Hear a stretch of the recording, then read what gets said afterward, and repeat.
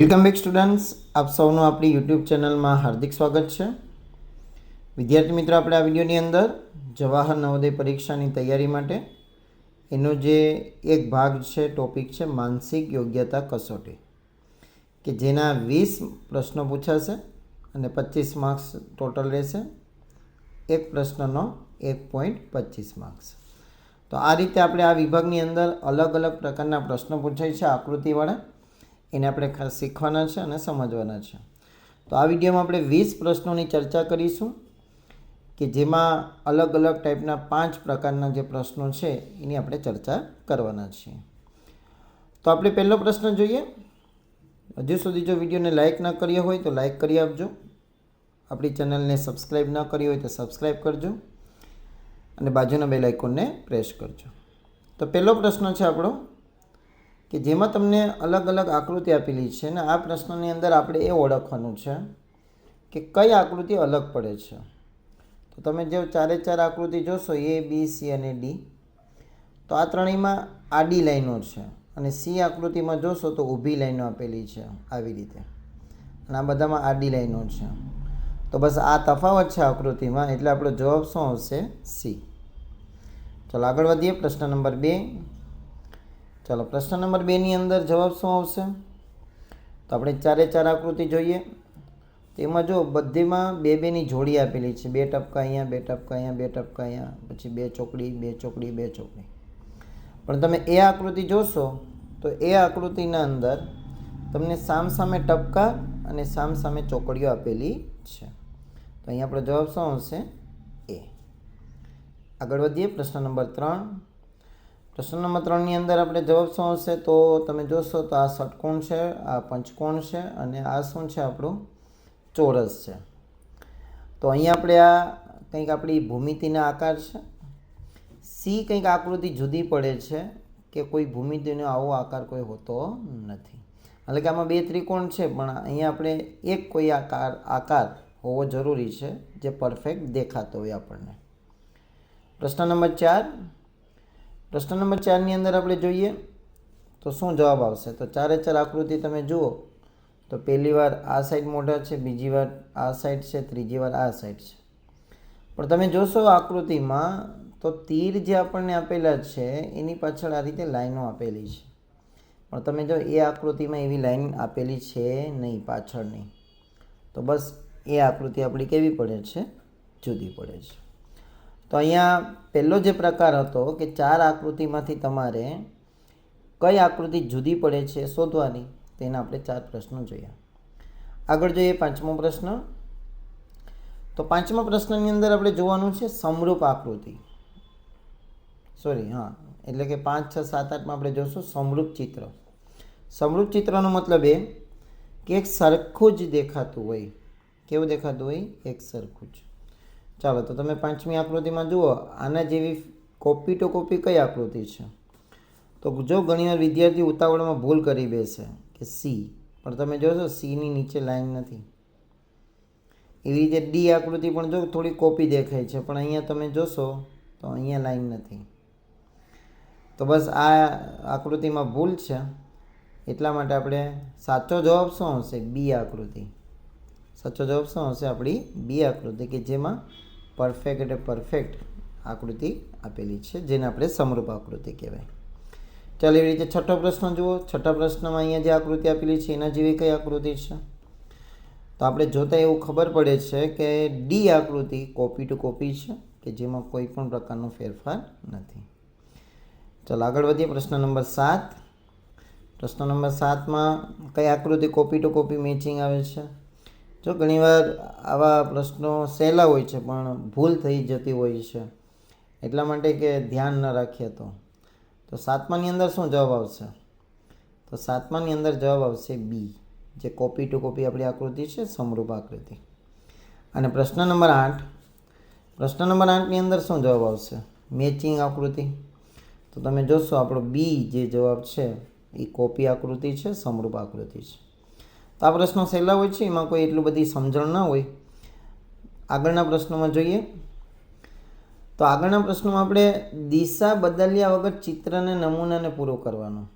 અને એ આપણે અહીંયા 4માંથી એક ભાગ બેસાડેલો હોય છે. તો જો 9મો તમે ચિત્ર જુઓ 9મા પ્રશ્નમાં કે અહીંયા જે આપણે ખાલી બોક્સ છે ત્યાં કયું ચિત્ર બેસશે? તો 9માની અંદર આપણો જવાબ આવશે બી. 9માની અંદર જવાબ શું આવશે આપણો? બી.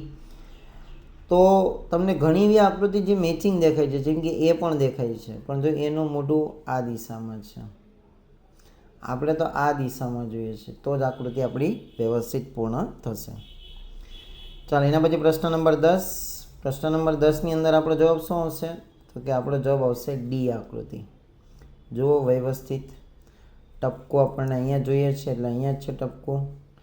એના પછી આવી રીતે અર્ધ ગોળાકાર છે, પછી પાછી લાઈન છે, અને પછી 2 લીટા છે, બરાબર આ રીતે, અને ટપકો અહીંયા છે. તો ડી આકૃતિ આપણી અધૂરી આકૃતિ છે, મીન્સ કે એ પૂર્ણ કરી દેશે. ચાલો 11માની અંદર શું જવાબ આવશે? તો 11મામાં આપણો જવાબ આવશે સી. 11માની અંદર આપણો જવાબ શું આવશે? સી. વ્યવસ્થિત ચેક કરો, જુઓ. જો નીચે અહીંયા ભાગ ખાલી છે તો અહીંયા પણ ખાલી છે, અહીંયા ચોરસ છે તો અહીંયા પણ આપણું એક ચોરસ છે, અહીંયા ત્રિકોણ છે તો અહીંયા પણ શું આપણો ત્રિકોણ આવી જશે. ચાલો એના પછી આગળ વધીએ. પ્રશ્ન નંબર 12. પ્રશ્ન નંબર 12ની અંદર તો ચોખ્ખે ચોખ્ખું દેખાય જ છે, પણ ધ્યાન રાખજો કેમ કે અહીંયા આપણે કાળાશ છે તો આપણા 2 આકૃતિઓ છે કે જેમાં 2 કાળાશ આપેલા છે, પણ અહીંયા તમે જોશો તો આપણે આ રીતે આકૃતિ પૂર્ણ કરવાની છે, બરાબર, અને અહીંયા આ રીતે આપેલું છે. તો પછી આપણો જવાબ શું હશે? ડી, બરાબર, કે જે પરફેક્ટ અહીંયા બેસે છે. ચાલો આગળ વધીએ. પ્રશ્ન નંબર 13. હા, પ્રશ્ન નંબર 13માં આપણે ક્રમાંક જોઈ અને આગળની આકૃતિ પૂર્ણ કરવાની. તો જો આમાં ખાસ સમજણ જરૂરી છે કે કઈ રીતે ક્રમાંક પૂર્ણ થાય. તો તમે જોશો તો અહીંયા આપણી ફૂદેડી છે, પછી ટપકો, પછી બરાબરની નિશાની અને ચોકડી નિશાની. પણ પછી તમે બીજી આકૃતિમાં જુઓ, આવી રીતે જગ્યા બદલતી જાય છે. ફૂદેડી અહીંયા આવી, ટપકો એનાથી આગળ, બરાબરની નિશાની, ચોકડી અહીંયા, પછી ફૂદેડી બીજા નંબર ઉપર, ટપકો ત્રીજા નંબર ઉપર, બરાબરની નિશાની અહીંયા. તો હવે આપણો સાચો જવાબ શું આવશે? ડી.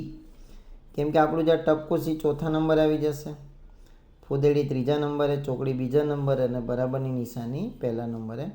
તો આપણી જે ડી આકૃતિ છે એ વ્યવસ્થિત ક્રમાંક પૂરો કરી અને પરફેક્ટ આકૃતિ બેસે છે. અથવા તમારે કોઈ એકને ધ્યાનમાં લઈને ચાલવાનું. જો અહીંયા તમે એક, પછી અહીંયા આવ્યું, પછી અહીંયા આવ્યું, જો અહીંયા, અને હવે ક્યાં આવશે? ખૂણામાં આવશે. તો ખૂણામાં જો અહીંયા છે, એટલે કોઈ એક ચિહ્નને ધ્યાનમાં રાખી અને ચાલશો તો પણ આપણને સમજણ મળી જશે. ચાલો પ્રશ્ન નંબર 14. તો પ્રશ્ન નંબર 14ની અંદર તમે જોશો તો પહેલામાં 5 લાઈનો છે, પછી 4 લાઈનો, પછી 3 લાઈનો. તો હવે કેટલી લાઈનોવાળું ચિત્ર આવશે? 2 લાઈનોવાળું. તો 2 લાઈનોવાળું ચિત્ર કયું છે? આપણું બી. એના પછી પ્રશ્ન નંબર 15. 15ની અંદર તમે જોશો તો જો આપણે તીર અને માથે 3 લાઈન, પછી 2 લાઈન ઘટી ગઈ, પછી 1 લાઈન હજી ઘટી ગઈ. તો હવે આપણું એવું ચિત્ર આવશે કે એક પણ લાઈન ન હોય. તો જેવા 2 ચિત્રો આપેલા છે, કેટલા ચિત્રો આપેલા છે? 2, એક સી અને ડી, કે જેમાં એક પણ લાઈન નથી. પણ કયું આવશે? તો કે આપણો સી જવાબ આવશે. શા માટે? તો જો એ પણ ક્રમ જોવાનો, પહેલાં આ દિશા હતી, પછી આ દિશા, પછી ઉપરની દિશા. તો હવે કઈ દિશા આવે? આ દિશા આવે. તો આ દિશાવાળું એટલે કયું ચિત્ર આપણે આવશે? સી ચિત્ર. ચાલો એના પછી 16મો પ્રશ્ન જુઓ. 16મા પ્રશ્નની અંદર તમને કઈ રીતે આપેલું છે? તો જો અહીંયા પણ 13મા પ્રશ્નની જેમ જ છે.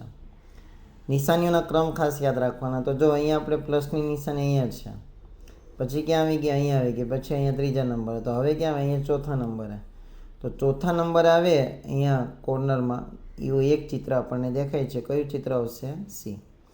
એ રીતે તમારે બીજા ચિહ્નોને પણ ધ્યાનમાં લઈને જોઈ લેવાનું. જુઓ 1, 2, 3. તો હવે આપણું વર્તુળ ક્યાં આવવું જોઈએ? અહીંયા આવવું જોઈએ, મીન્સ કે ચોથા નંબર અહીંયા. તો જો એ કયું આવશે આપણું? બરાબર. તો આપણો 16માની અંદર જવાબ શું આવશે? સી. તો આ રીતે આપણે ધ્યાનમાં રાખી અને ચિહ્નોને ફેરવવાના છે. ચાલો આગળ વધીએ. હવે પ્રશ્ન નંબર 17. તો 17ની અંદર પહેલો જે જવાબ છે, પહેલાની અંદર જે જવાબ આવશે, શું જવાબ આવશે 17માં? તો 17માં જોઈએ તો અહીંયા જો આપણે 2 તીર આ નિશાન છે, ટપકું છે, તો આપણે આ બાજુ કર્યું, તો હવે જો આની દિશા બદલાવે તો આની પણ દિશા બદલશે. તો નીચેની તરફ હોય તો કઈ તરફ થઈ જશે? ઉપરની તરફ. તો આપણો જવાબ શું આવી જશે? બી. ચાલો એના પછી પ્રશ્ન નંબર 18. તો પ્રશ્ન નંબર 18માં જોશો તો આપણું જો ચોરસ પહેલા નંબરે, પછી વર્તુળ બીજા નંબરે અને ત્રિકોણ ત્રીજા નંબરે. તો બસ અહીંયા પણ એમ, આ પહેલા નંબરે, આ બીજા નંબરે અને આ ત્રીજા નંબરે. તો પહેલા નંબરે વર્તુળ, તેવા બે ચિત્રો છે બી અને ડી, બરાબર. તો પહેલા નંબરે વર્તુળ, બીજા નંબરે ત્રિકોણ અને ત્રીજા નંબરે ચોરસ. તો એવી આકૃતિ આપણી કઈ આકૃતિ છે? બી આકૃતિ છે. તો બસ આપણે આનો સંબંધ જોઈ અને આગળનો સંબંધ શોધવાનો. પ્રશ્ન નંબર 19. પ્રશ્ન નંબર 19ની અંદર આપણે સામાન્ય એવું છે, જુઓ કે આ આકૃતિને એક જ બાજુ ફેરવી છે તો આ બાજુ થઈ ગઈ. તો બસ હવે આને આપણે ફેરવશું તો કઈ બાજુ આવશે? આ બાજુ આવશે કોર્નરમાં. તો આપણો જવાબ શું આવશે? સી. અને પ્રશ્ન નંબર 20. પ્રશ્ન નંબર 20ની અંદર તમારો જવાબ આવશે સી. પ્રશ્ન નંબર 20ની અંદર તમારો જવાબ શું આવશે? સી. કે જેની આપણે અહીંયા તમે સમજૂતી મેળવશો તો જો આ પેલા આ બે ખૂણામાં, પછી સામસામે ખૂણામાં, પછી જો ટપકા, હા, તો હવે આપણે આ આકૃતિને ધ્યાનમાં રાખીને જોઈએ તો પહેલાં આ બે ખૂણામાં ટપકા ટપકા છે, તો હવે આ બે ખૂણામાં આવે તો જો 1 અને 2. તો આ રીતે આપણા 20 પ્રશ્નો અહીં પૂર્ણ થાય છે. વિડીયો કેવો લાગ્યો કમેન્ટ કરીને જરૂર જણાવો. જો વિડીયો સારો લાગ્યો હોય તો આપણા વિડીયોને લાઈક કરો, શેર કરો અને જો ચેનલ ઉપર નવા હોય તો આપણી ચેનલને સબસ્ક્રાઈબ કરી બાજુના બેલ આઇકોનને પ્રેસ કરો. Thank you very much.